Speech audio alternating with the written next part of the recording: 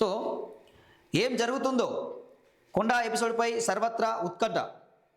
నేడు లండన్ నుంచి రానున్న సీఎం, స్వాగతం పలకనున్న మంత్రులు, నేతలు. సాయంత్రం రేవంత్ మీడియా సమావేశం. అమెరికాకు నో వరకే పరిమితం. సో ఇక్కడ ఈరోజు సాయంత్రం రేవంత్ రెడ్డి ప్రెస్ మీట్ పెట్టబోతా ఉండు. సో రేవంత్ రెడ్డి ఏం మాట్లాడబోతా ఉన్నాడు, రేవంత్ రెడ్డి ఏం నిర్ణయం తీసుకోబోతా ఉన్నాడు. సో ప్రెస్ మీట్లో కొండా అంశం మీద ఏమైనా మాట్లాడతాడా, కొండా సురేఖని సస్పెండ్ చేస్తారా, కొండా సురేఖ మంత్రి పదవిని తొలగిస్తారా, ఏం జరగబోతుంది, రేవంత్ రెడ్డి ఏం నిర్ణయం తీసుకోబోతుందని చెప్పి తీవ్ర ఉత్కంఠ అయితే నెలకొంది. మొత్తం మీద సాయంత్రం రేవంత్ రెడ్డి ఏం మాట్లాడబోతా ఉన్నాడని చెప్పేసి రాజకీయ వర్గాల్లో పెద్ద చర్చ అయితే జరుగుతూ ఉంది. ఇప్పటికే కొండా సురేఖ ఎపిసోడ్ సంబంధించి ఆమె 3 వివాదాల్లో ఈరోజు కొనసాగుతూ ఉన్నది. సో నాగార్జున సమంత విషయంలో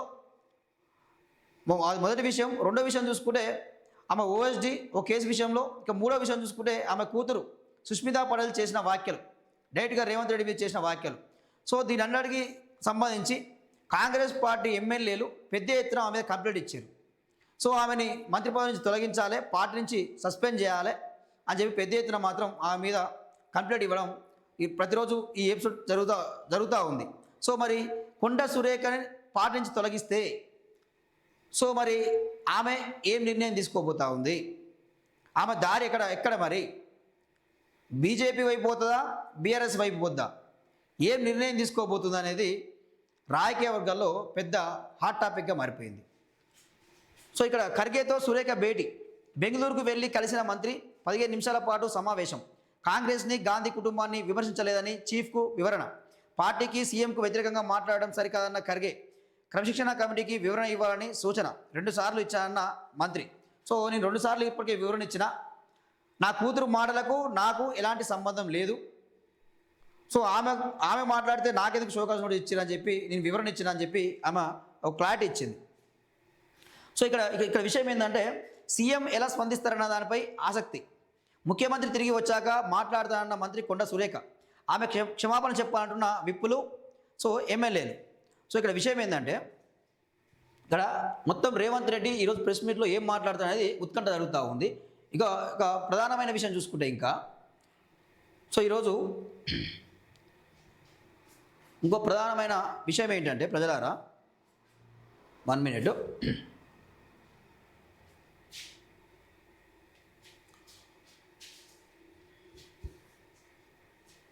సో ఈరోజు ప్రధానమైన విషయం ఇంకా అంటే చూసుకుంటే మరి రేవంత్ రెడ్డి ఏం నిర్ణయం తీసుకున్నాడు, ఏం మాట్లాడబోతా ఉన్నాడు.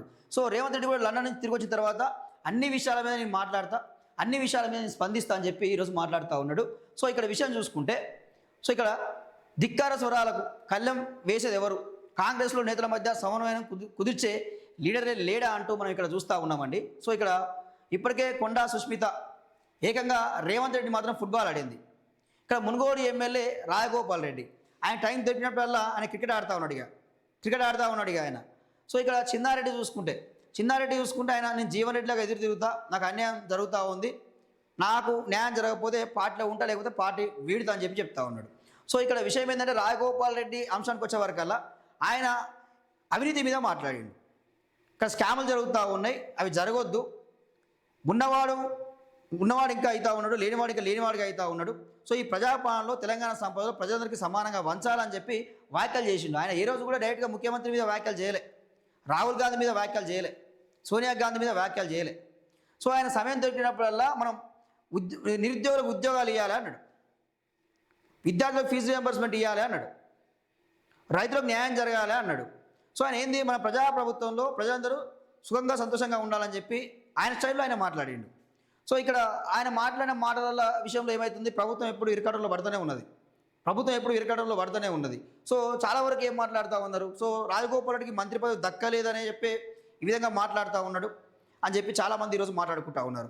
ఒక విషయం చూసుకుంటే రాజగోపాల్ రెడ్డికి మాట ఇచ్చిన మాట వాస్తవమే, మంత్రి పదవి ఇస్తా అని చెప్పి. సో ఇక్కడ సమస్య ఏమవుతుంది, సో ఇప్పటికే నల్గొండలో ఉత్తమ్ కుమార్ రెడ్డి, వెంకటరెడ్డి, సో 2 మంత్రులు ఉన్నారు, రెడ్డి సామాజిక వర్గానికి చెందిన వాళ్ళు.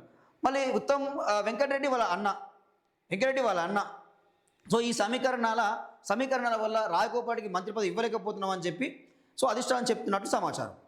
సో ఆయన ఏం మాట్లాడుతూ ఉన్నాడు, సో మేము అన్నదమ్ములం అయితే నాకు హామీ ఇచ్చినప్పుడు తెలియదా, మేము అన్నదమ్ములం అని చెప్పి ఈరోజు మాట్లాడడం మనం చూస్తూ ఉన్నాం. సో మరి ధిక్కార స్వరాలకు కళ్ళెం వేస్తాడా రేవంత్ రెడ్డి? ఈ ప్రెస్ మీట్ తోటి మొత్తం కథ ముగిసిపోద్దా? ఏం జరుగుతుంది ఏందనేది చూడాల్సిన అవసరం అయితే ఉన్నది. సో పాత కొత్త నేతల మధ్య ముదురుతున్న ఆధిపత్య పోరు, నానాటికి పెరుగుతున్న అసహనం సర్దుబాటు చేయడంలో ఏఐసిసి పెద్దలు విఫలమయ్యారు.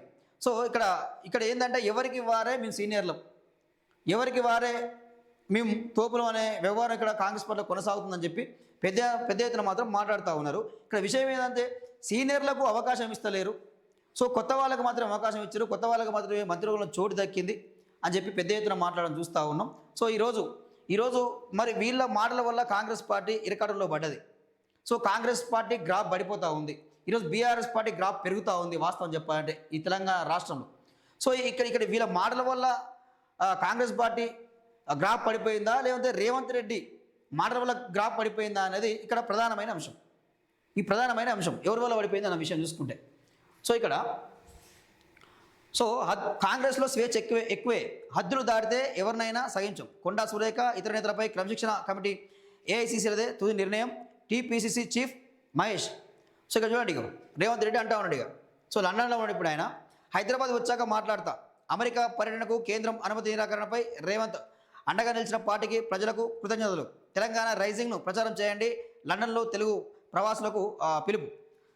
సో ముఖ్యమంత్రి రేవంత్ రెడ్డి లండన్ నుంచి సోమవారం హైదరాబాద్కు చేరుకుంటున్నారు. ఉదయం 5:15 శంషాబాద్ విమానాశ్రయానికి చేరుకున్న సీఎంకు పలువురు మంత్రులు, కాంగ్రెస్ ముఖ్య నాయకులు స్వాగతం పలక ఉన్నారు. అయితే రేవంత్ రాక నేపథ్యంలో కొండ సురేఖ ఎపిసోడ్లో ఏం జరగనుందన్న ఉత్కంఠ సర్వత్రా నెలకొంది. సీఎం రేవంత్ రెడ్డి లండన్ పర్యటనకు వెళ్ళడానికి కొన్ని గంటల ముందు కొండ సుస్మితా పటేల్ ఆయనపై అనుచిత వ్యాఖ్యలు చేసిన విషయం తెలిసిందే. అయితే ఆమె రాష్ట్ర మంత్రి కొండ సురేఖ కుమార్తె కావడంతో రాజకీయ వర్గాల్లో ఆమె వ్యాఖ్యలు ఒక్కసారిగా కలకలం రేపాయి. ప్రభుత్వంలో బాధ్యత గల మంత్రి కుమార్తె అయి ఉండి సీఎంపై అనుచిత వ్యాఖ్యలు చేయడంతో టీపీసీసీ క్రమశిక్షణ కమిటీ రంగంలోకి దిగి సురేఖకు షోకాజ్ నోటీస్ జారీ చేసింది.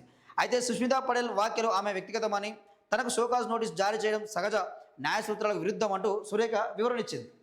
సో ఇక్కడ మొత్తం మీద మాత్రం సురేఖ మీద వేటు వేస్తే ఇక్కడ కాంగ్రెస్ పార్టీ ఆలోచిస్తుంది రేవంత్ రెడ్డి మధ్యలో ఉన్న ఆలోచన ఏంటంటే, సో ఆమె గత 6 నెలల నుంచి సంవత్సరం నుంచి కొండా సురేఖ మంత్రి పదవి తొలగిస్తారు, కొండా సురేఖని తప్పిస్తారని చెప్పేసి రకరకాలుగా వార్తలు అయితే రావడం జరుగుతూ ఉంది. మొత్తం మీద ఈరోజు కొండా సురేఖను మంత్రి పదవి నుంచి తప్పించి ఆమెను సస్పెండ్ చేస్తే మిగతా వలన అందరి నోర్లు మూతపడతాయి, సో మొత్తం కాంగ్రెస్ పార్టీ సెట్ అవుతుంది అని చెప్పి ఒక నిర్ధారణకు వచ్చినట్టు కూడా ఈరోజు తెలుస్తూ ఉన్నది.